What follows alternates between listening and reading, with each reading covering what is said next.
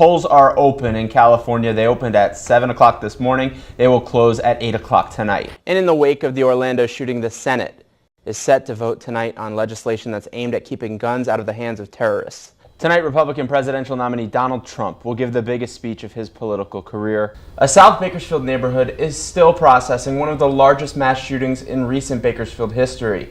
What started as a house party ended with 14 people shot, 2 in critical condition. And with 14 shooting victims all at once, we ask, how did emergency responders get them to medical care? Eyewitness News reporter Carol Ferguson shows us how the system works. Carol. All right, Carol, thank you.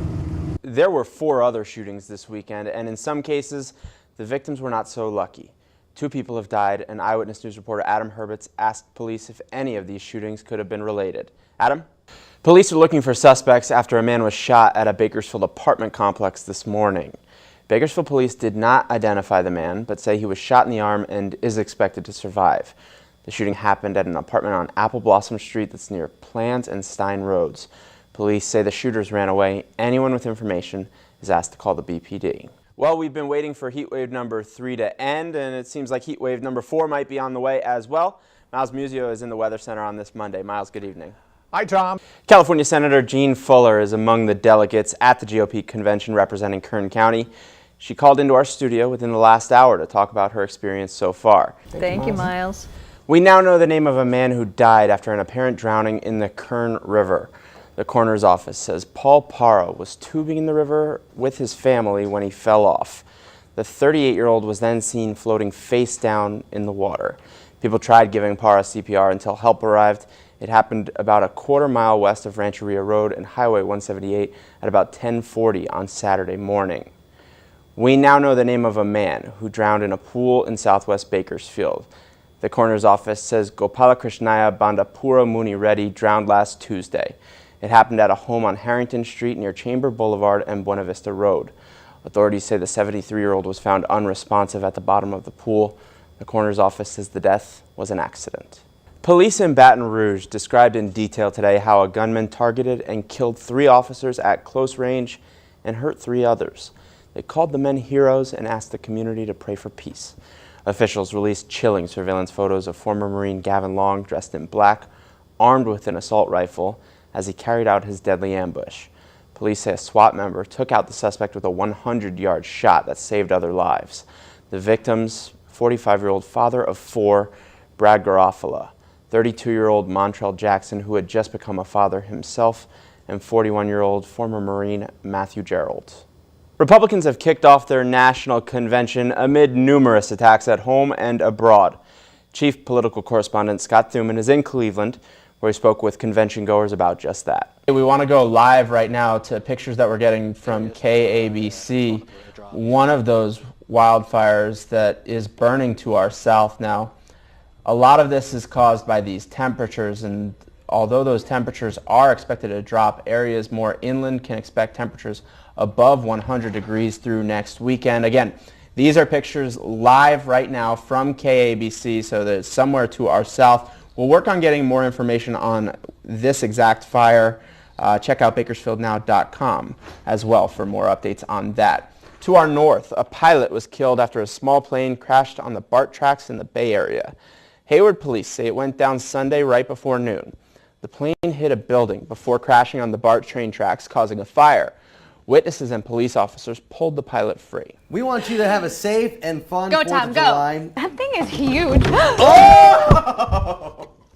Oh no! I thought for sure he was going to get out. Yep. He's just been holding the football this whole show. Because, hey, that's on me, ball security. I got to make ball security a priority. The 4-year-old girl that has been missing has been found. Dave, for people that don't know a lot about soccer, just how important is this game for America? Hi, my name's Don Cossey, and welcome to Willowdale. Don Cossey's welcome. It won't be put on a postcard anytime soon. And this is a mess. I mean, who wants to live next to this? Don's dead end People thinking this is a trash dump now. has turned into a dump. He says homeless people come to the vacant lot. They're sleeping in these chairs. And about a month ago, the hangout turned hazardous. My wife's called me, saying there's a fire. It was a homeless lady, and she lit a cigarette and she threw the match down and it started a fire. The fire burned down a nearby fence. It was a fence this time. Is it going to be our house next time? My wife and my neighbor's wife are scared to death. He says he's called to get the mess cleaned up. The city said, hey, if you get it all in a big pile, we'll bring a dumpster out and we'll pick it up for you. But after 30 days, The city never showed up. Don got tired of waiting. The carbon is hazardous, the nails, and it's just a mess. So he called our tip line. You know, nobody wants to be a tattletale. He's not asking for much. I'll even put it in the dumpster for them.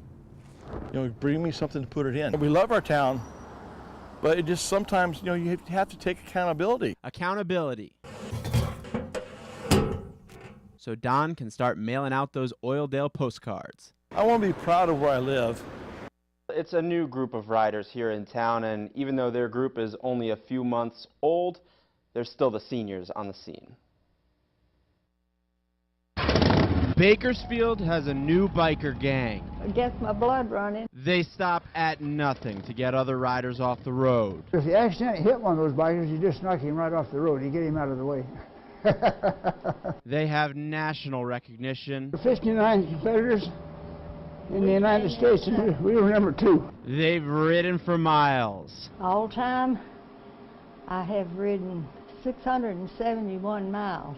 And they reside at the Rosewood Retirement Community. The cyber cycles have become very popular. A lot of people around here are using them. Bill May is 88 years old, and every day he rides. I wanted to average at least 5 miles a day. And Bill's number 2, Virginia Bender. And I worked hard to stay in second place. I'm always eager to build my miles up. Eager at 86 years old. If it were just a stationary bike, I would have quit a long time ago. The seniors use these bikes to stay active. The interactive design puts the riders in a different setting. so I've been sort of a mountain man that has a lot of trees in it, and I like to ride where there's some scenery. Or even a different world. A fantasy route. It's dragons flying in the air. The Rosewood Riders have taken their act across America. They came in second place in the Cybercycle to End Alzheimer's campaign. Feels pretty good.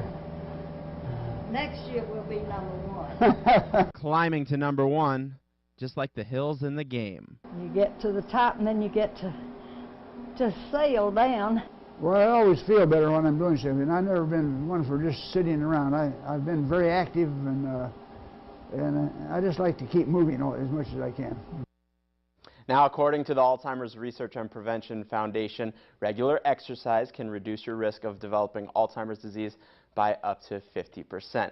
So we had a fun time yesterday. I felt bad because I kept making them go and go and go, and I think they were pretty pooped by the end of the shoot.